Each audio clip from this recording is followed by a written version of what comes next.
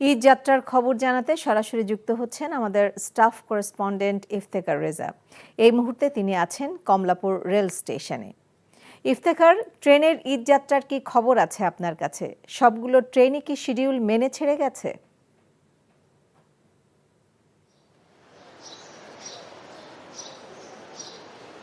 ধন্যবাদ। আমি সকাল থেকেই যেটি লক্ষ্য করছি যে কমলাপুর রেলওয়ে স্টেশনে ঘরমুখো ঈদযাত্রী যারা রয়েছেন তারা মোটামুটি আসতে শুরু করেছেন এবং অনেক আগে থেকেই আসছেন।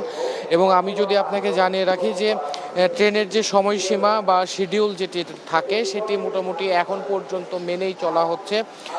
আজকে সকাল 7:30 তিস্তা এক্সপ্রেস ট্রেনটি ছেড়ে যাওয়ার কথা ছিল এবং সেটি কিছুক্ষণের মধ্যেই হয়তো ছেড়ে যাবে, কয়েক মিনিট হয়তো দেরিতে। এবং এর সাথে আমি আপনাকে জানিয়ে রাখতে চাই মহানগর প্রভাতী চট্টগ্রাম যে ট্রেন, সেই ট্রেনটি ছাড়বে 7:45 এবং খুলনাগামী সুন্দরবন এক্সপ্রেস ট্রেন 8:30 ছাড়বে এবং মোহনগঞ্জগামী মহুয়া কমিউটার ট্রেন যেটি রয়েছে সেটি 8:15 ছাড়বে এবং লালমনিরহাটগামী বুড়িমারি এক্সপ্রেস ট্রেনটি 8:30 ছাড়বে।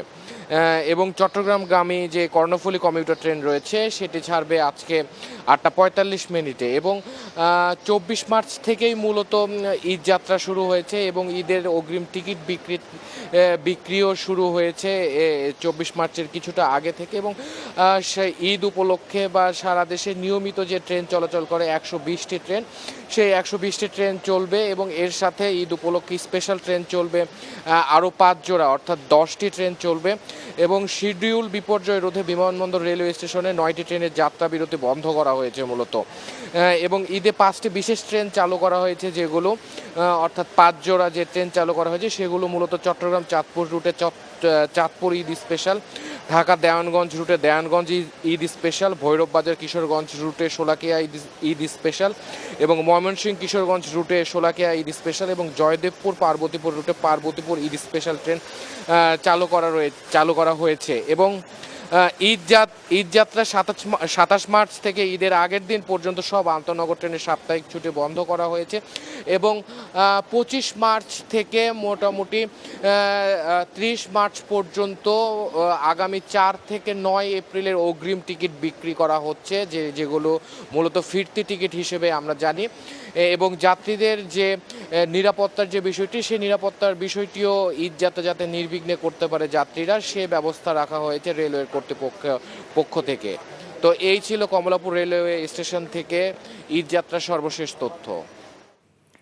জানছিলাম কমলাপুর রেল স্টেশন থেকে ঈদ যাত্রার খবর।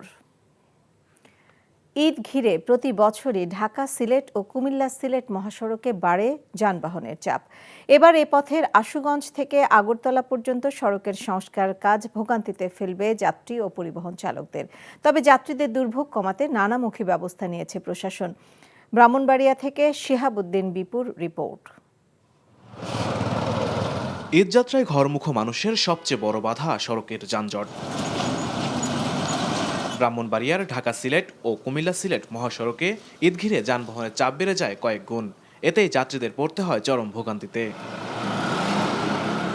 এবার এ পথের যাত্রীদের আতঙ্ক আশুগঞ্জ থেকে আগরতলার 50 কিলোমিটার সড়ক 4 লেনে উন্নীত করার কাজ চলমান থাকায় এর 31 কিলোমিটার অংশ দিয়ে 2 লেনে চলছে যান চলাচল। তবে প্রায় 7 কিলোমিটার অংশের কাজ চলছে ধীর গতিতে, ফলে ভোগান্তিতে যাত্রী ও পরিবহন চালকরা।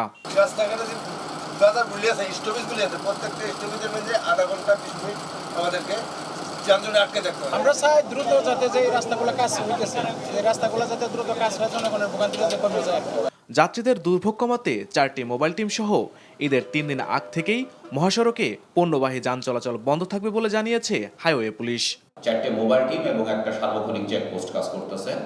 পাশাপাশি বিশ্ব রোড কেন্দ্রিক, যেহেতু আমাদের মূল সমস্যাটা হচ্ছে বিশ্ব রোড কেন্দ্রিক, ওইখানে আমাদের ট্রাফিক ডিউটি আলাদাভাবে 2 পালায় আমরা ট্রাফিক ডিউটি দিচ্ছি। আমরা আশা করছি এবারের ঈদও নির্বিঘ্নে কাটাতে পারবে, তবে রাস্তার কিছু যে সমস্যা আছে এইগুলো পর্যায়ক্রমে কেটে উঠবে। ঈদ উল ফিতর ঘিরে নিরাপদ হবে ঈদযাত্রা, এমনটাই আশা এই পথের যাত্রীদের। NTV news desk.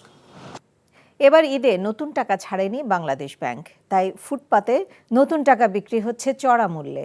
10 ও 20 টাকার এক বান্ডেল কিনতে বাড়তি গুনতে হচ্ছে 500 টাকা পর্যন্ত। যদিও বিশেষজ্ঞরা বলছেন ফুটপাতের এমন টাকা বিক্রি বৈধ নয়। কেন্দ্রীয় ব্যাংক বলছে মে মাসেই মিলবে জুলাই বিপ্লবের গ্রাফিতিযুক্ত নতুন নোট। নতুন টাকার হালচাল নিয়ে মেজবা হাসানের রিপোর্ট। বিদেশ থেকে বাড়ি ফিরে পরিবার সদস্যদের নিয়ে নতুন নোটের খোঁজে এই রেমিটেন্স যোদ্ধা। ব্যাংক ঘুরে রেমিটেন্সের টাকা উঠাতে গিয়ে নতুন নোট না পেয়ে বাধ্য হয়ে এই ফুটপাত থেকে চড়া মূল্যে কিনতে হয়েছে তাকে। টাকা উঠাই নিয়ে আসা বাইরে থেকে আমি 2টা বান্ডিল 800 টাকায় কিনে নিলাম, আর 20 টাকার টাকা নিতে চাইছিলাম, 20 টাকার টাকা একটাই বলে 700 টাকা। কেন্দ্রীয় ব্যাংক নতুন টাকা বাজারে না ছাড়লেও রাজধানীর গুলিস্তান, মতিঝিলের মতো জায়গায় বিক্রি হচ্ছে নতুন নোট। সেখানে 10 টাকার একটি নতুন নোট পেতে খরচ হচ্ছে 15 টাকা, আর প্রতিটি 20 টাকার নোটের জন্য 5 টাকা করে বাড়তি গুনতে হচ্ছে। 750 টাকা অনেক, গতবার তো আরো কম ছিল, গতবার ছিল 200 টাকার মতো ছিল। একই দামে কিনা না, আমরা তো বেশি দিয়ে কিনে আনছি। আমরা এগুলো ঢাকার বাড়ি থেকে লোক এসে বিক্রি করে যায়। ব্যাংকের লোকজন? আমরা তো আর বেশিরভাগ চিনি এখানে থাকি, এখানকার লোকজন। বাজারে যে সব চড়া মূল্যে নতুন টাকা বিক্রি হচ্ছে, এটি 2022 সাল 23 সাল অর্থাৎ 2 বছর আগের। কিছু কিছু টাকা নতুন বছরের টাকাও। তবে এসব টাকা ব্যাংক থেকে কিভাবে এই ফুটপাতে বিক্রি হচ্ছে? ব্যাংক কর্মকর্তারা বলছেন লেনদেনের ফাঁক ফোকরে আগের ছাপানো নতুন নোট বাইরে যাওয়ার সুযোগ রয়েছে, যদিও আইনগতভাবে এটি অপরাধ। না, সুযোগ নেই, কারণ কি আমরা পুরাতন টাকাই আমাদের অ্যাভেলেবল আছে। গভর্নমেন্ট বলছে আগের ইস্যুকৃত টাকাগুলিকে দিতে বলছে, কিন্তু নতুন ঈদ উপলক্ষে যে নতুন টাকার একটা আমাদের একটা প্র্যাকটিস আছে যে দেওয়ার, এটা আপাতত আমরা ওইটা বন্ধ রাখছি। লাইসেন্স প্রাপ্ত না হলে তো অবৈধই হবে। এদের 2টা সোর্স, একটা বাংলাদেশ ব্যাংকের লোকেরা বের করে দেয়, আরেকটা আমাদের কমার্শিয়াল ব্যাংকগুলো যে ক্যাশ ডিপার্টমেন্টে যারা কাজ করে তারা সকালবেলা বের করে দেয় কিছু টাকা। ছেঁড়া ফাটা নোট এক্সচেঞ্জ করার জন্য এদেরকে লাইসেন্স দিতে পারে। লাইসেন্স দিলে হবে কি, বাংলা ব্যাংকের একটা কন্ট্রোল থাকবে। আর বাংলাদেশ ব্যাংকের মুখপাত্র বলছেন মাস 2-এর মধ্যে আসবে নতুন নোট, তখন সমস্যার সমাধান হবে। আমাদের কোনো স্টাফের সহযোগিতায় যদি সত্যি সত্যি এই নোট বাইরে যেয়ে থাকে, সেটা অবশ্যই দুঃখজনক। মে মাসের মধ্যে বা শেষের মধ্যে আশা করছি এই নতুন ডিজাইনের বিভিন্ন ডিনোমিনেশনের নোট পর্যায়ক্রমে বাজারে আসবে। জুলাই বিপ্লবকে ধারণ করে নতুন নকশার নোটে গ্রাহকদের জন্য চমক থাকবে বলে জানান তিনি। সব কিছু যদি আগে উন্মুক্ত হয়ে যায় তবে সেই মজাটা থাকে না। এই কারণে মেজবা হাসান, NTV নিউজ, ঢাকা। পবিত্র লাইলাতুল কদর আজ, মহিমান্বিত রজনী। এই রাতেই মানব জাতির জন্য মহান আল্লাহর পক্ষ থেকে বান্দাদের জন্য নাজিল হয়েছে মহাগ্রন্থ পবিত্র আল কোরআন। হাজার মাসের চেয়ে উত্তম এই কদরের রাতে মহান আল্লাহর কাছে ক্ষমা প্রার্থনার দোয়া করা সহ নফল ইবাদতের তাগিদ আলেমদের। মেজবা হাসানের আরেকটি রিপোর্ট।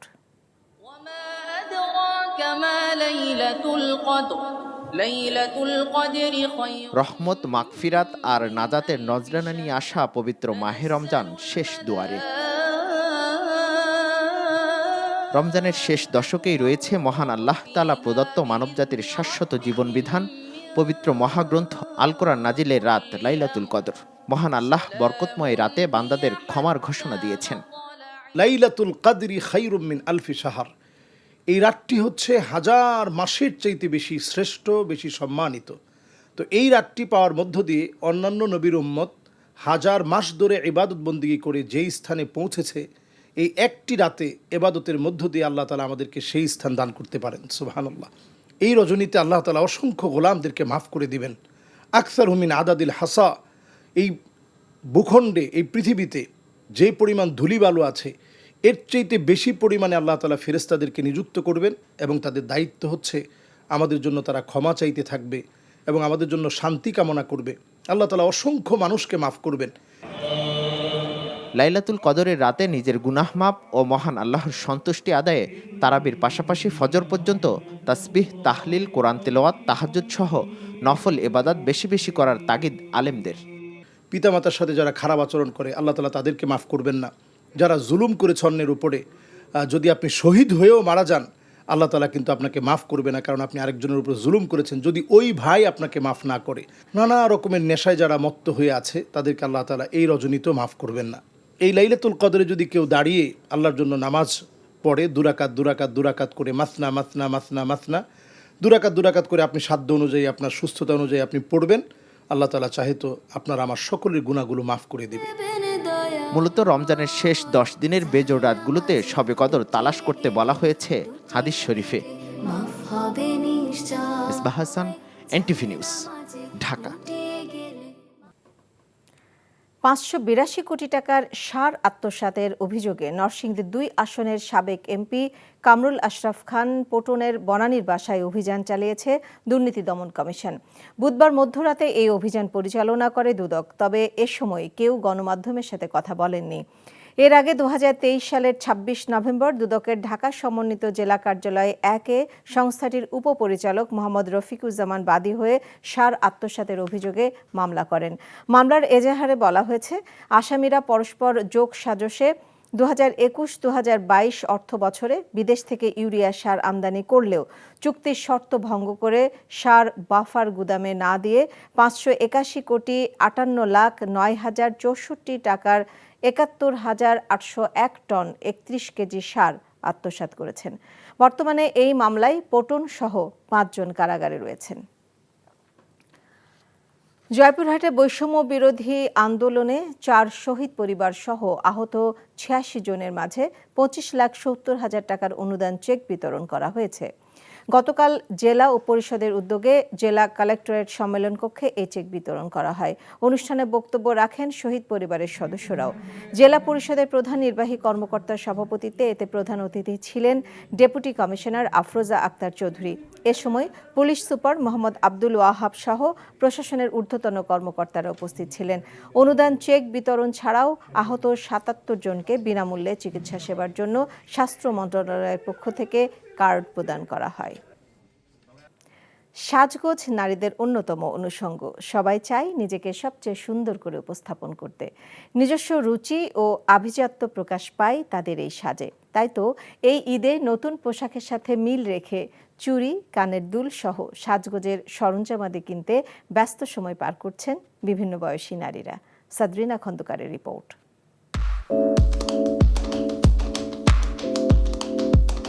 ঈদে নারীরা কেবল পোশাক কেনার মধ্যেই সীমাবদ্ধ থাকে না, পোশাকের সাথে মিল রেখে থাকে রুচিশীল গহনা ও সাজগোজের নানা সরঞ্জাম। নিজেকে সবার থেকে আলাদা ও অনিন্দ সুন্দর করে সাজাতে ব্যস্ত তরুণী থেকে শুরু করে সব বয়সী নারীরা। পোশাকের সাথে মিলিয়ে কানের দুল, হাতের বালা, গলার মালা সহ বাহারি গয়না খুঁজতে খুঁজতেই পেরিয়ে যায় দিন। ড্রেসের সাথে ম্যাচ করে জুয়েলারি দেখছি, কসমেটিক্স, লিপস্টিক এসব দেখছি আর কি, সব মিলিয়ে। কানেরটা কিনছি, হাতেরটা কিনছি, গলারটা কিনবো, আর ড্রেসের সাথে তো জুতা আছে। জুয়েলারি আইটেমসগুলোই বাকি আছে, এখন ফ্যামিলির জন্য, ফ্রেন্ডসদের জন্য টুকিটাকি গিফটস আইটেম আর কি নেওয়া হচ্ছে। মূলত আমি হিজাবি যেহেতু, তো নেক পিস তেমন একটা কেনা হয় না। আমি ব্রেসলেট খুব পছন্দ করি, সো ওইটার সাথে ব্রেসলেট অথবা চুড়ি আর কি দেখছিলাম। ঈদকে উপলক্ষ করে বরাবরই নতুন শৈলীর গহনা ও বিভিন্ন ব্র্যান্ডের নতুন কালেকশনের বাহারি কসমেটিক্স দোকানে তুলেছেন ব্যবসায়ীরাও, আর তা আকর্ষণ করছে ক্রেতাদের দৃষ্টিও। এখন মোটামুটি সেল আছে টুকটাক ভালোই, সবাই পছন্দের জিনিস তো মোটামুটি সেল হইতাছে। হাতের চুড়ি ম্যাচিং, আংটি ম্যাচিং, কানের দুলটা ম্যাচিং, এখন ম্যাচিং সব কিছুই আমাদের কাছে পাওয়া যাচ্ছে। পোশাকের সঙ্গে গহনা মানানসই না হলে পুরো সাজই যেন বৃথা। নান্দনিক গহনা ও নতুন ধারার উপস্থাপন যেন নজর কাড়ে সবার। তাই শৌখিন নারীদের ঈদের আগে নিজেকে সাজাতে এত তোড়জোড়। সাদরিনা খন্দকার, এনটিভি নিউজ, ঢাকা। এদিকে ঈদের শেষ মুহূর্তেও টাঙ্গাইলের তাঁতপল্লীগুলোতে চলছে জমজমাট কেনাবেচা। প্রিয়জনদের জন্য পছন্দের শাড়ি কিনতে ক্রেতারা ভিড় করছেন তাঁতপল্লীতে। প্রতি বছরের মতো শাড়িতেও এসেছে বৈচিত্র্য। এছাড়া শাড়ির দামও নাগালের মধ্যে বলে জানিয়েছেন ক্রেতা বিক্রেতারা। বিস্তারিত মোহাম্মদ হোসেনের পাঠানো রিপোর্টে। রমজানে দেশের বিভিন্ন অঞ্চল থেকে পাইকারি শাড়ি ব্যবসায়ীদের ভিড় বাড়তে থাকে টাঙ্গাইলের এসব তাঁতপল্লীতে। আর মাঝামাঝি সময়ে এসে টাঙ্গাইল ও এর আশেপাশের এলাকা থেকে ক্রেতারা আসতে শুরু করে নিজের এবং পরিবারের জন্য পছন্দের শাড়ি কিনতে। এরই ধারাবাহিকতায় রমজানের শেষ মুহূর্তেও ক্রেতাদের পদচারণায় মুখর তাঁত পল্লীগুলো। আমরা ভাবছিলাম যে এটা একটা এফেক্ট হবে, যেহেতু পরিবর্তিত একটা পরিস্থিতি, কিন্তু যে পরিস্থিতি হোক মানুষ তার ঈদকে ঠিকঠাক মতে ঠিকঠাকভাবে পালন করবে, এটা আমাদের বিশ্বাস ছিল এবং আমার বিশ্বাস যে সেটা হয়েছে। নানা ধরনের আর ডিজাইনের শাড়ি বিক্রি হচ্ছে, আর দাম অনেকটা নাগালের মধ্যে থাকায় ক্রেতারাও দারুণ খুশি। আমরা আর কি যেভাবে স্বাচ্ছন্দ্য বোধ করি, ওনারা এখান থেকে আমাদের কাছে প্রাইস রেঞ্জটা ওভাবেই রাখেন। উন্নত মানের একটু কালেকশন দেখে আর কি এখান থেকে নিই। বাজেটের মধ্যে যতটুকু দরকার মাশাআল্লাহ একটু ভালো মানের পাই, এজন্য পাত্রাইলে আসি। আমি লালমিয়ার থেকে আসছি এখানে শাড়ি কেনার জন্য। আসলে এখানকার শাড়ির মানটা খুবই ভালো। ঈদকে ঘিরে টাঙ্গাইলের তাঁতপল্লীর শাড়ি বেশ ভালোই বিক্রি হচ্ছে বলে জানান ব্যবসায়ীরা। NTV news desk. এসি তো দূরের কথা, একটা ফ্যানও নেই মসজিদে। তা সত্ত্বেও অসাধারণ স্থাপত্য ও নকশার কারণে প্রাকৃতিকভাবেই মসজিদের ভেতরটাই থাকে হিমশীতল পরিবেশ। অসাধারণ আবহে সেখানে পরম প্রশান্তি নিয়ে মহান আল্লাহর ইবাদত মশগুলে থাকেন মুসল্লিরা। জেবুন্নেসা মসজিদ প্রথমবারের মতো বাংলাদেশি কোনো স্থাপনা হিসেবে বিশ্বের নান্দনিক 100 স্থাপনার মধ্যে বিশ্বখ্যাত টাইম ম্যাগাজিনে উঠে এসেছে এই মসজিদটি। আরও জানাচ্ছেন জাহিদুর রহমান। 6000 তৈরি পোশাক শ্রমিকের নামাজের জন্য প্রয়াত মায়ের নামে সাভারের আশুলিয়ার জামগড়ায় কারখানা প্রাঙ্গণে জেবুন্নেসা মসজিদটি নির্মাণ করেছেন শিল্প গ্রুপ আইডিএস-এর ব্যবস্থাপনা পরিচালক ইদ্রিস শাকুর। গোলাপি রঙের বহিরাবরণ এবং আধুনিক শৈলীর এই মসজিদটি হয়ে উঠেছে প্রশান্তিময় এক স্থাপনা। নামাজ পড়তে আসলে বাহিরের যে একটা আবহাওয়া, বাতাস, অনেক সুন্দর বাতাস, কোনো ফ্যান লাগে না। এত সুন্দর মসজিদ আর কোথায় এই এলাকায় নাই। এক জমাতে আমরা প্রায় 500-র মতো লোক জামায়াতে নামাজ আদায় করতে পারি।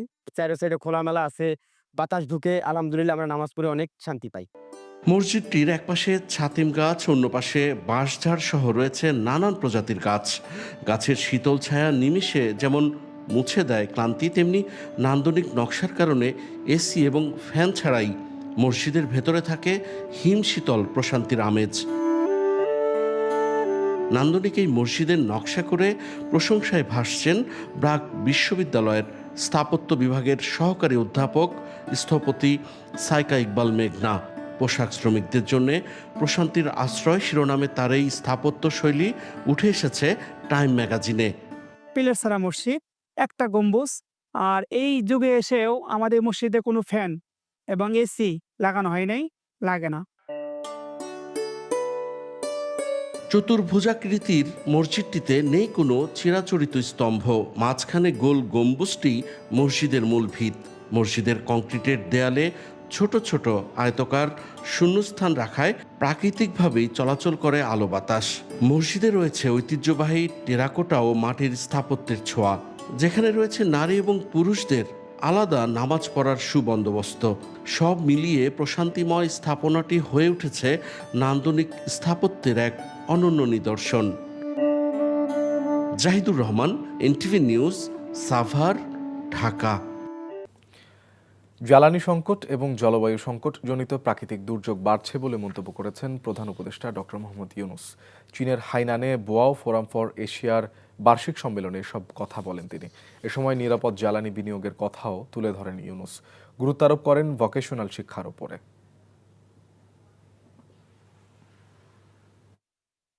Global governance under multilateralism is being questioned. Geopolitical tensions are rising. Climate change is escalating. Debt burdens are unsustainable. Humanitarian crises are growing. Political will for development cooperation is weakening. The world is facing an alarming shortfall in collective action.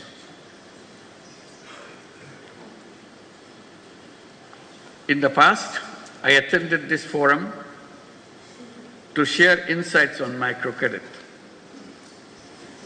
Today, I stand before you in a different capacity. বাংলাদেশের স্বাধীনতা দিবস উপলক্ষে doctor Mohammad ইউনূসকে শুভেচ্ছা বার্তা পাঠিয়েছেন মার্কিন president Donald Trump ও ভারতের প্রধানমন্ত্রী নরেন্দ্র মোদী। বৃহস্পতিবার প্রধান উপদেষ্টার ভেরিফাইড ফেসবুকে পৃথক পোস্টে এসব তথ্য জানানো হয়েছে।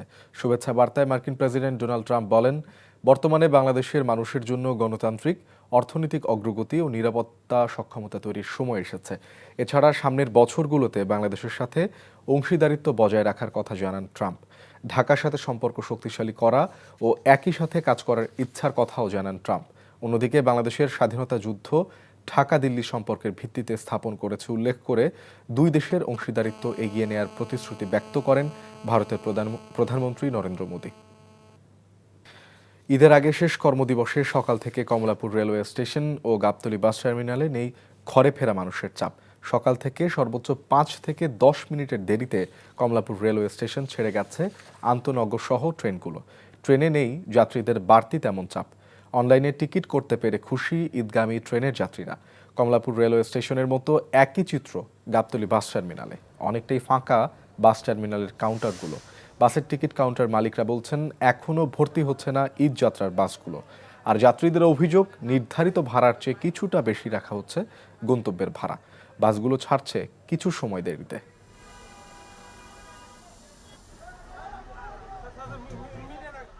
ট্রেনের যদি সংখ্যা বাড়ানো যেত বা বগি যদি বাড়ানো যেত তারও কমফোর্টেবল হতো।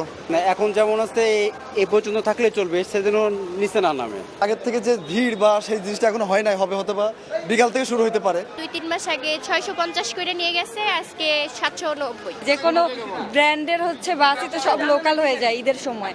তো ঈদের সময় যদি ওই যে মাঝখান থেকে লোক না উঠায়, তাহলে আমাদের জন্য একটু ভালো হয় আর কি।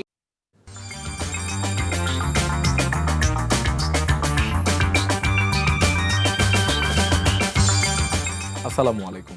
মোর্শেদ শোভন আমন্ত্রণ জানাচ্ছি এনটিভির মধ্যাহ্নের খবরে। এশিয়ার দেশগুলোর ভাগ্যে একে অপরের সাথে জড়িত এমনটা উল্লেখ করে প্রধান উপদেষ্টা ডক্টর মোহাম্মদ ইউনূস বলেছেন, জনগণের আস্থা ফেরাতে বাংলাদেশের সংস্কার কার্যক্রম শুরু হয়েছে। তরুণরা দৃঢ় সংকল্পের মাধ্যমে ভবিষ্যৎ পুনর্নির্ধারণে করছে। চীনের হাইনান প্রদেশে বোয়াও সম্মেলনে তিনি একথা বলেন। হাসান মাহমুদের রিপোর্ট। 4 দিনের রাষ্ট্রীয় সফরের প্রথম দিনে চীনের হাইনান প্রদেশে বোয়াও ফোরাম ফর এশিয়া বার্ষিক সম্মেলন 2025-এর উদ্বোধনী অনুষ্ঠানে দেয়া বক্তব্যে ডক্টর মোহাম্মদ ইউনূস বলেন, দিন দিন বেড়েই চলেছে ভূ রাজনৈতিক উত্তেজনা। Geopolitical tensions are rising. Climate change is escalating. Debt burdens are unsustainable. Humanitarian crises are growing. Political will for development cooperation is weakening. The world is facing an alarming shortfall in collective action. আর্থিক সহযোগিতার বিষয়ে প্রধান উপদেষ্টা বলেন, এশিয়াকে অবশ্যই একটি টেকসই অর্থায়ন ব্যবস্থা তৈরি করতে হবে। এ অঞ্চলে একটি নির্ভরযোগ্য তহবিলের প্রয়োজন, যা ক্রমবর্ধমান চাহিদা পূরণ করবে। অভিন্ন ভবিষ্যৎ এবং সমৃদ্ধির জন্য এশিয়ার দেশগুলোকে একটি পরিষ্কার রোডম্যাপ তৈরির আহ্বান জানান অন্তর্বর্তী সরকারের উপদেষ্টা ডক্টর মোহাম্মদ ইউনূস। বাংলাদেশের প্রেক্ষাপট তুলে ধরতে গিয়ে ডক্টর ইউনূস তার বক্তৃতায় বলেন, ভবিষ্যৎ বাংলাদেশ গড়তে প্রতিজ্ঞাবদ্ধ রয়েছে বাংলাদেশের তরুণ সমাজ। দৃঢ় সংকল্পের মাধ্যমে দেশের ভবিষ্যৎ পুনর্নির্ধারণে কাজ করছে, যা দেখেছে বিশ্ব। Our youth and citizens demonstrated exceptional resolve and strength to redefine the future of Bangladesh. To restore public trust, we have initiated critical reforms. Independent commissions have been launched to reform the electoral system, judiciary, civil administration, law enforcement. These reforms, when implemented, will bring about fundamental transformation for our nation. প্রধান উপদেষ্টা বলেন, এশিয়াকে একটি শক্তিশালী প্রযুক্তিগত ecosystem গড়ে তুলতে হবে, যা পুনরুদ্ধারমূলক, বিতরণমূলক এবং অন্তর্ভুক্তিমূলক হওয়া উচিত। খাদ্য ও কৃষি সহযোগিতা সম্পর্কে ডক্টর মোহাম্মদ ইউনূস বলেন, এশিয়ার দেশগুলোকে সম্পদ, দক্ষ কৃষিকাজকে উৎসাহিত করতে হবে এবং খাদ্য নিরাপত্তার জন্য দেশীয় উৎপাদন বৃদ্ধি করতে হবে। Asia must close the digital divide and build regional capacity in technology, innovation and incubation.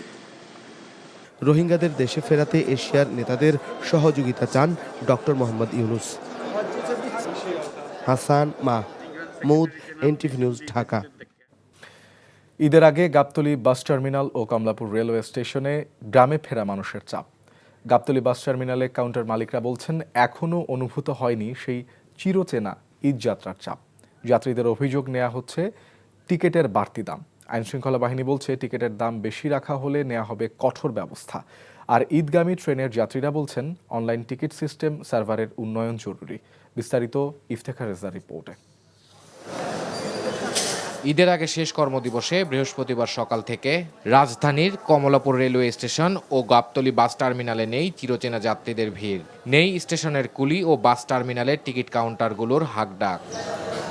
অনেকটাই অলস সময় পার করছেন পরিবহন কর্মীরা, এমনই চিত্র গাবতলী বাস টার্মিনালের। তবে যাত্রীদের অভিযোগ কিছুটা ভাড়া বেশি রাখা হচ্ছে। আর দূরপাল্লার বাস হওয়া সত্ত্বেও যাত্রাপথে বিভিন্ন স্থানে থেমে থেমে বাসে তোলা হয় লোকাল যাত্রী। 2-3 মাস আগে 650 করে নিয়ে গেছে, আজকে 790। 500 টাকা দিয়ে এসছি, এখন 700 টাকা। বাস তো সবসময় লোকাল হয়ে যায়, যে কোনো ব্র্যান্ডের হচ্ছে বাসই তো সব লোকাল হয়ে যায় ঈদের সময়।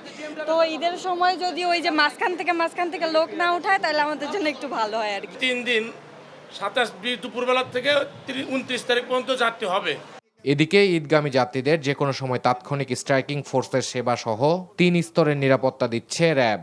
আমাদের যে সকল জনবহুল এলাকা রয়েছে এবং বাস স্ট্যান্ড সহ যে সকল এলাকা হতে মূলত যাত্রীরা যাতায়াত করবেন, সে সকল এলাকায় যেন কোনো ধরনের অজ্ঞান পার্টি, মলম পার্টি, ছিনতাইকারী অথবা শপিং সেন্টার যে সকল এলাকা রয়েছে সেখানে যেন সাধারণ জনগণ কোনো ছিনতাইকারী পাল্লায় না পড়েন, তার জন্য আমাদের সাদা পোশাকে গোয়েন্দা নিয়োজিত রয়েছে। এছাড়া গাজীপুর মহাসড়ক পরিস্থিতি আজও স্বাভাবিক। ঢাকা মাওয়া এক্সপ্রেসওয়েতে ঈদে ঘরমুখ যাত্রায় যানবাহন চলাচল নির্বিঘ্ন রয়েছে। আর ট্রেনের যাত্রীরা বলছেন ঈদ যাত্রা আরও সহজ করতে ঈদ স্পেশাল ট্রেনের সংখ্যা আরও বাড়ানো উচিত। প্রয়োজন টিকেটিং সিস্টেমের সার্ভারের আরও উন্নয়ন। সড়ক পথে অনেক ভোগান্তি প্লাস ওখানে দুর্ঘটনারও রিস্ক থাকে, যার জন্য আমরা ট্রেনটা আর কি একটু বেশি পছন্দ করি। আমার সত্যি অনেক ভালো লাগছে, কারণ আমরা 2 ঈদেই ছুটি পাই বাড়িতে যাওয়ার জন্য, সবার সাথে আনন্দে ঈদ উদযাপন করি। স্কুল কোচিং সাধারণত সেভাবে বন্ধ থাকে না, আমরা ব্যস্ত থাকি। ট্রেনের যদি সংখ্যা বাড়ানো যেত বা বগি যদি বাড়ানো যেত তারও কমফোর্টেবল হতো। নির্ধারিত সময়ের 5 থেকে 10 মিনিট দেরিতে স্টেশনের প্ল্যাটফর্ম ছেড়ে যাচ্ছে আন্তনগর সব ট্রেনগুলো। এদিকে পাটুরিয়া ঘাটেও নেই কোনো ভোগান্তি। সবশেষে আপন ঠিকানায় ফিরতে পেরে উচ্ছ্বসিত সব বয়সের যাত্রীরা। Iftekhar Reza, NTV news, Dhaka. স্বরাষ্ট্র সচিব নাসিমুল গনি বলেছেন, ঈদ উল ফিতরে পুলিশ সহ আইন শৃঙ্খলা রক্ষাকারী বাহিনী ছুটিতে নেই, তারা সতর্ক থাকবে নাগরিকদের নিরাপত্তায়। হাইওয়ের জন্য এক্সট্রা ভিজিলেন্স নেওয়া হয়েছে, আমাদের হাইওয়ে পুলিশ সচল আছে। সবচেয়ে বড় জিনিসটা হলো যে আমাদের আগে বাহিনী সচল ছিল না, কিন্তু বাহিনীটা সচল হয়েছে আলহামদুলিল্লাহ। তারা চেষ্টা করছে, এখন ডিগ্রি নিয়ে কথা থাকতে পারে, চেষ্টা চলছে এবং চেষ্টা অব্যাহত থাকবে ইনশাআল্লাহ। দর্শক, এবারে ঢাকা চট্টগ্রাম মহাসড়কের খবর জানতে চলে যাচ্ছে কুমিল্লায়। সেখানে আছেন আমাদের স্থানীয় প্রতিনিধি মাহফুজ নান্টু। মাহফুজ, ঈদে তো ঘরে ফেরা মানুষের চাপ বেড়েছে, ঢাকা চট্টগ্রাম মহাসড়কের চিত্র কেমন দেখছেন? আমরা সকাল থেকেই ঢাকা চট্টগ্রাম মহাসড়কের 100 কিলোমিটার যে কুমিল্লার অংশ রয়েছে সেই অংশে আমরা খবর নিয়েছি অন্যান্য দিনের তুলনায় গাড়ির চাপ কিছুটা বেড়েছে, তবে কোথাও কোনো যানজট নেই। কুমিল্লা জেলা প্রশাসন, কুমিল্লা হাইওয়ে পুলিশ সুপার এবং কুমিল্লার যে স্থানীয় প্রশাসন রয়েছে তারা জানিয়েছেন যে গত কয়েকদিন ধরেই তারা বিভিন্ন সভা সেমিনার করেছেন এবং সংশ্লিষ্টদের সাথে কথা বলেছেন। তারা দেখেছেন যে 100 কিলোমিটার অন্তত 12টি জায়গায় তারা হটস্পট হিসাবে দাবি করেছেন এবং যেগুলোতে যানজট হতে পারে এমন দাবি তারা করে সেখানে পর্যাপ্ত পরিমাণ আইনশৃঙ্খলা বাহিনী এবং রোবট স্কাউটের সদস্যদের কাজে লাগিয়েছেন। পাশাপাশি যে 12টি স্পটের কথা বলা হয়েছে সেই 12টি স্পটে কিন্তু নির্বাহী ম্যাজিস্ট্রেট থাকবেন যানজট নিরসনের জন্য। আমরা খবর নিয়ে দেখেছি দাউদকান্দি থেকে 14 গ্রাম পর্যন্ত প্রায় 12টি স্পটে এখন পর্যন্ত আজকের দিন পর্যন্ত তেমন কোথাও কোনো যানজট নেই। তবে গাড়ির চাপ বেড়েছে মহাসড়কে।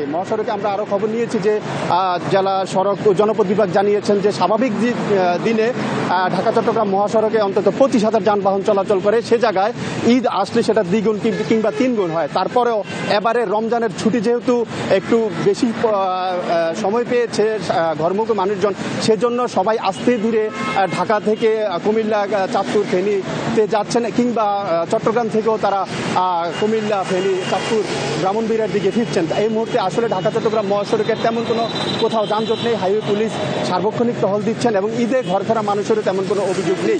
আমরা আরও একটি খবর নিয়েছি যে এই মহাসড়ক এবার ঈদে বাড়ি আসার জন্য বাড়তি ভাড়া চাওয়ার কোনো অভিযোগ রয়েছে কিনা কুমিল্লা জেলা প্রশাসন, হাইওয়ে পুলিশ সুপার জানিয়েছে এখন পর্যন্ত বাড়তি ভাড়া চাওয়ার কোনো অভিযোগ তারা শুনেননি। শোভন, এই ছিল ঢাকা চট্টগ্রাম মহাসড়কের সর্বশেষ।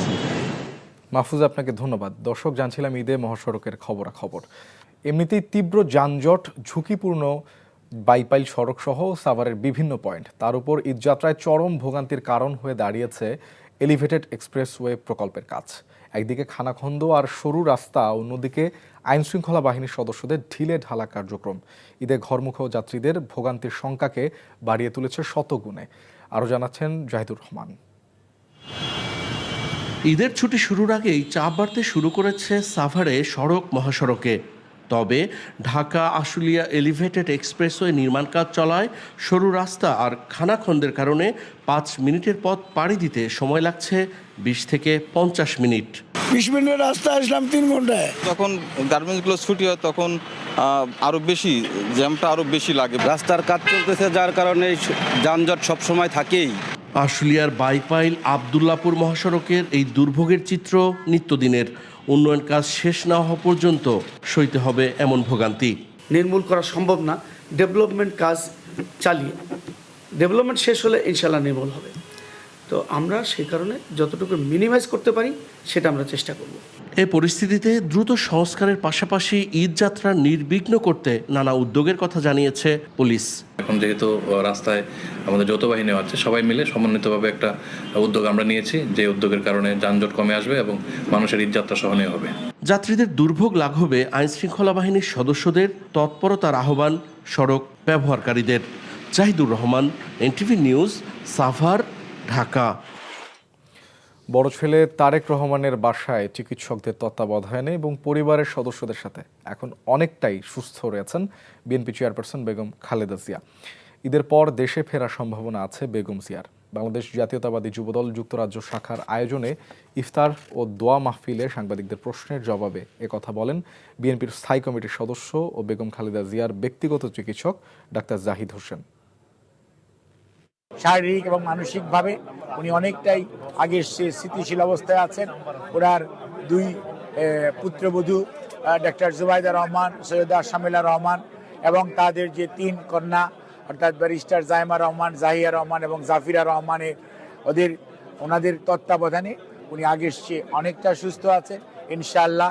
রমজান তো প্রায় শেষ, ঈদ উল ফিতর খুবই কাছে, কাজ ঈদ তো উনি ইনশাআল্লাহ এখানেই করবেন এবং ঈদের পরবর্তীতে চিকিৎসকদের পরামর্শক্রমে উনি দ্রুত বাংলাদেশে ফেরত যাবেন ইনশাআল্লাহ। ভারপ্রাপ্ত চেয়ারম্যান অবশ্যই দেশে যাবেন এবং উনিও হয়তো সহসাই দেশে যাবেন, সেটি আপনারা শুনতে পাবেন, দেখতে পাবেন।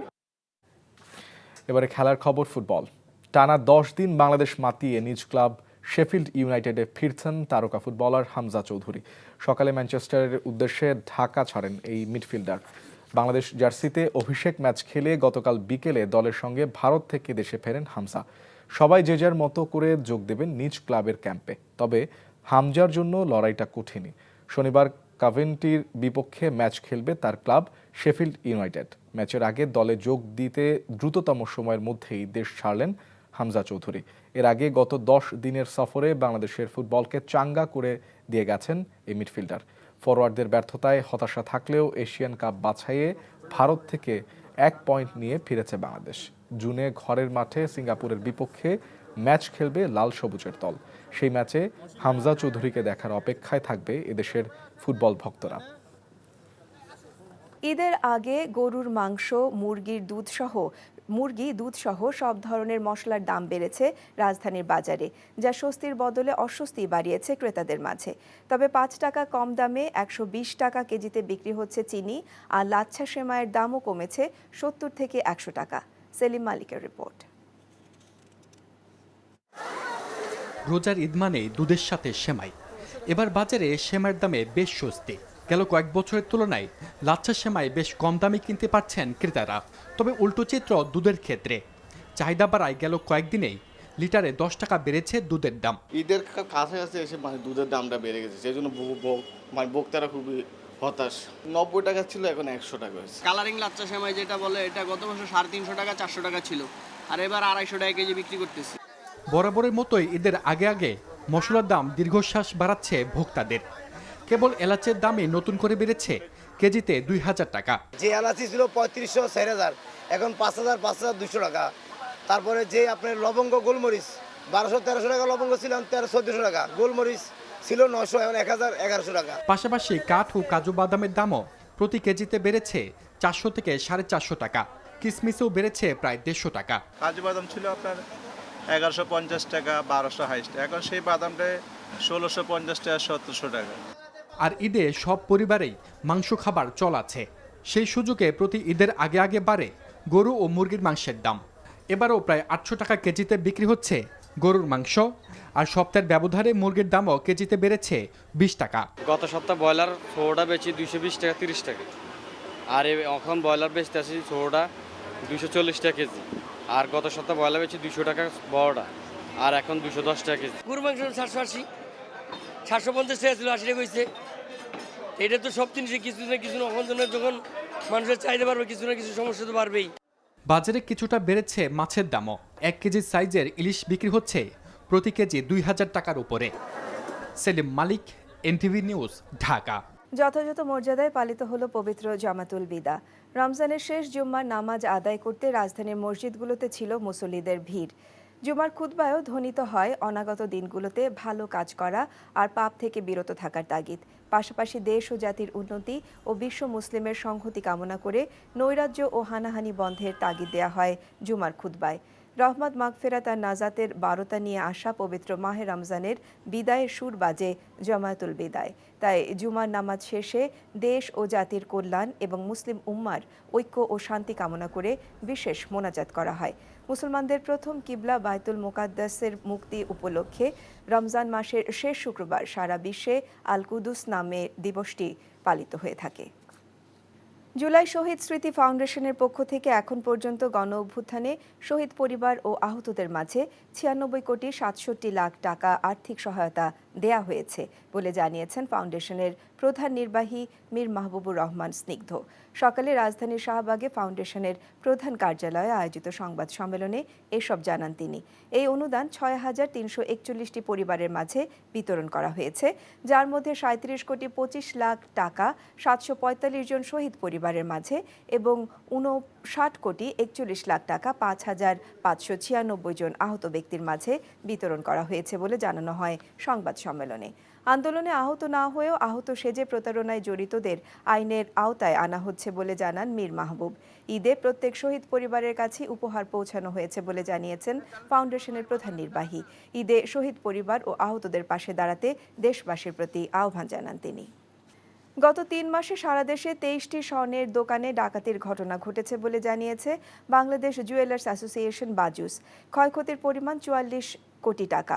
সকালে রাজধানীর ইস্কাটনে সংগঠনের কার্যালয়ে সংবাদ সম্মেলনে জানানো হয়, ব্যবসায়ীরা চরম নিরাপত্তাহীনতায় ভুগছে। ঈদের ছুটিতে জুয়েলারি প্রতিষ্ঠানগুলোতে সরকারের আলাদা দৃষ্টি দেওয়ার দাবি জানানো হয়।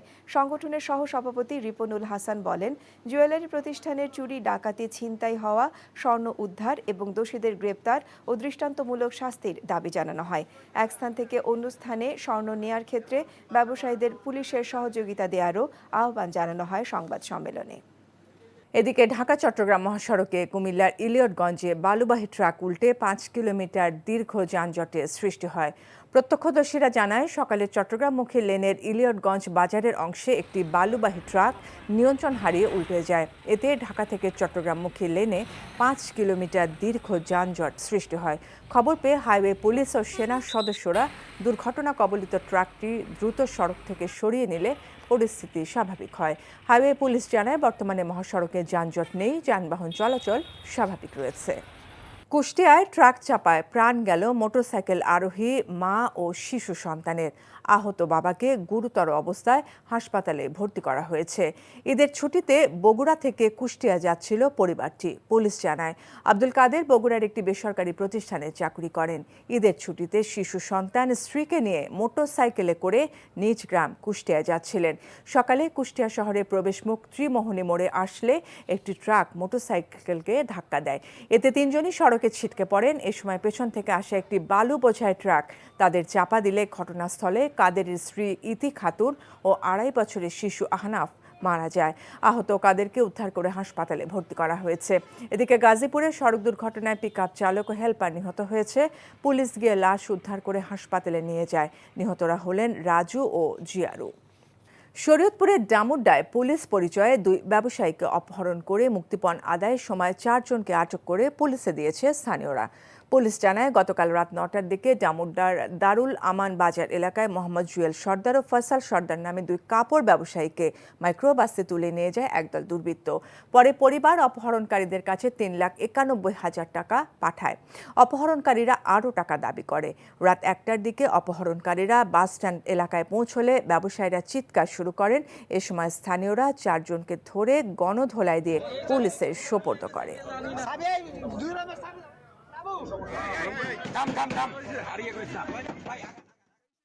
নোয়াখালীর সোনাইমুড়ির আমিশাপাড়া ইউনিয়নের আবির পাড়াতে বিএনপি ভারপ্রাপ্ত চেয়ারম্যান তারেক রহমানের পক্ষ থেকে বিগত আওয়ামী লীগ সরকারের আমলে নিহত আহত নেতাকর্মী ও তাদের পরিবারের স্বজনদের মাঝে ঈদ উপহার বিতরণ করা হয়েছে। ঢাকা মহানগর দক্ষিণ যুবদলের সাবেক সদস্য মাসুদ রানা সুলতান আহমেদ ফাউন্ডেশনের উদ্যোগে ঈদ উপহার সামগ্রী বিতরণ অনুষ্ঠানে ভার্চুয়ালি উদ্বোধন করেন বিএনপি চেয়ারপারসনের উপদেষ্টা barrister AM Mahbub Uddin Khokon. July August গণ অভ্যুত্থানের পর এই সরকারের কাছে জনগণের আশা ছিল দ্রুত নির্বাচনে, কিন্তু এখন তারা সংস্কারের নামে নির্বাচন বিলম্ব করে জনমনে নানা সন্দেহের সৃষ্টি করছে। তাই দ্রুত নির্বাচন দিয়ে দেশকে সংকট থেকে উত্তরণের আহ্বান জানান তিনি। এ সময় বক্তব্য রাখেন সুলতান আহমেদ ফাউন্ডেশনের ভাইস চেয়ারম্যান সুলতান মাহমুদ অপূর্ব সহ অন্যরা।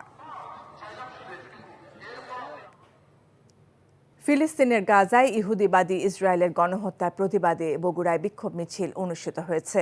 বাদ জুমা বগুড়া সেন্ট্রাল রোড জামে মসজিদ থেকে ইমামিয়া জনকল্যাণ ফাউন্ডেশনের উদ্যোগে একটি বিক্ষোভ র্যালি বের হয়। র্যালিটি বিভিন্ন সড়ক প্রদক্ষিণ করে। এ সময় বক্তারা গাজা, লেবানন এবং ইয়েমেনে গণহত্যা বন্ধে আন্তর্জাতিক সম্প্রদায়ের নীরব ভূমিকারও সমালোচনা করেন। সংকট নিরসনে মুসলিম বিশ্বকে এক হয়ে কাজ করার আহ্বান জানান। চীন বাংলাদেশকে $2.1 বিলিয়ন বিনিয়োগ, ঋণ ও অনুদানের ঘোষণা দিয়েছে। এছাড়াও বাংলাদেশ এবং চীনের মাঝে অর্থনৈতিক এবং কারিগরি সহযোগিতা সংক্রান্ত একটি চুক্তি সহ বিভিন্ন বিষয়ে 8টি সমঝোতা স্মারক স্বাক্ষরিত হয়েছে। তিস্তা নদীর সমন্বিত ব্যবস্থাপনা প্রকল্পের চীনের অংশগ্রহণের সিদ্ধান্তকে স্বাগত জানিয়ে এক চীন নীতির প্রতি সমর্থন জানিয়েছে বাংলাদেশ। প্রধান উপদেষ্টার 4 দিনের চীন সফরের 3য় দিন দেশটির প্রেসিডেন্ট শি জিনপিং এর সাথে দ্বিপাক্ষিক বৈঠক সহ অংশ নিয়েছেন একটি বিনিয়োগ সংলাপ এবং 3টি গোল টেবিল বৈঠকে। রিপোর্টে জানাচ্ছেন শফি মাহমুদ সাগর। বাংলাদেশ চীন কূটনৈতিক সম্পর্কের সুবর্ণ জয়ন্তী উদযাপন এবং অন্তর্বর্তী সরকার প্রধানের প্রথম দ্বিপক্ষীয় সফরের 3য় দিন চীনের প্রেসিডেন্ট শি জিনপিং এর সাথে সাক্ষাৎ করেন ডক্টর মোহাম্মদ ইউনূস। শুক্রবার স্থানীয় সময় সকালে বেইজিংয়ের গ্রেট হল অব পিপলে তাদের এই বৈঠক অনুষ্ঠিত হয়। এ সময় বাংলাদেশে বিনিয়োগ আরও বাড়ানোর আশ্বাস দেন চীনের প্রেসিডেন্ট। বাংলাদেশ ও চীনের মাঝে অর্থনৈতিক এবং কারিগরি সহযোগিতা সংক্রান্ত একটি চুক্তি স্বাক্ষরিত হয়। এছাড়াও ক্লাসিক সাহিত্যের অনুবাদ ও প্রকাশনা, সংবাদ বিনিময়, গণমাধ্যম, ক্রীড়া ও স্বাস্থ্য খাতে 8টি সমঝোতার স্মারক স্বাক্ষর করেছে বলে জানান প্রধান উপদেষ্টার প্রেস সচিব। তিস্তার এই প্রকল্পের সাহায্যের কথাটাও এসছে। তো আমরা আশা করছি যে বাংলাদেশের সাথে চায়নার যে সম্পর্ক এটা সামনে আরও আমরা যে একটা নতুন স্কেলে যাবে। বৈঠকে ঋণের সুদের হার কমানো এবং বাংলাদেশে বিনিয়োগে চীনের প্রতিষ্ঠানগুলোকে উৎসাহ দেবার প্রতিশ্রুতি দিয়েছেন শি জিনপিং। প্রত্যেকটা বিষয়েই চাইনিজ প্রেসিডেন্ট পজিটিভ কনসিডারেশনের কথা বলেছেন এবং উনি বলেছেন যে প্রফেসর ইউনূসকে এবং তার গভর্নমেন্টকে তারা ফুল সাপোর্ট দিচ্ছেন। এবং আরেকটা কথা যেটা এই পুরো ভিজিটের একটা অন্যতম দিক ছিল যে চাইনিজ ইনভেস্টরদেরকে বাংলাদেশে ইনভাইট করা। সেক্ষেত্রে প্রেসিডেন্ট শি জিনপিং বলেছেন যে ওনারা এনকারেজ করবেন চাইনিজ ইনভেস্টররা যাতে বাংলাদেশে ইনভেস্ট করে। চীনের প্রেসিডেন্টের সাথে বৈঠক শেষে প্রধান উপদেষ্টা বেইজিংয়ের প্রেসিডেন্সিয়াল হোটেলে বিনিয়োগ সংক্রান্ত একটি আলোচনা অনুষ্ঠান এবং সাস্টেনেবল অবকাঠামো এবং জ্বালানি সংক্রান্ত 3টি গোল টেবিল বৈঠকে অংশ নেন। শফি মাহমুদ সাগর, এনটিভি নিউজ, ঢাকা। দেশের সর্ববৃহৎ টেলিভিশন ভিত্তিক জাতীয় হিফজুল কোরআন প্রতিযোগিতা 2025 পিএইচপি কোরআনের আলো প্রতিভার সন্ধানে এবারে চ্যাম্পিয়ন হয়েছেন হবিগঞ্জের হাফেজ মোহাম্মদ মহিবুল্লাহ মাসুম।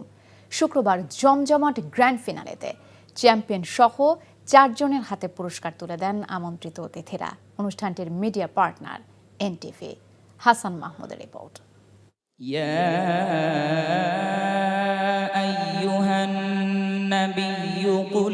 পবিত্র রমজান জুড়ে দর্শকদেরকে মহাগ্রন্থ আল কোরআনের শাশ্বত বাণীতে মুগ্ধ করে রেখেছিলেন এই খুদে হাফিজরা।